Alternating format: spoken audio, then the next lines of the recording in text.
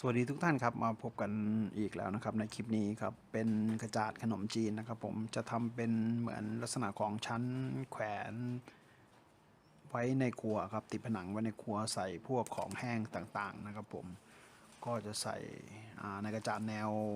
วตั้งครับเพื่อประหยัดพื้นที่ครับโอเคครับติดตามชมกันนะครับผม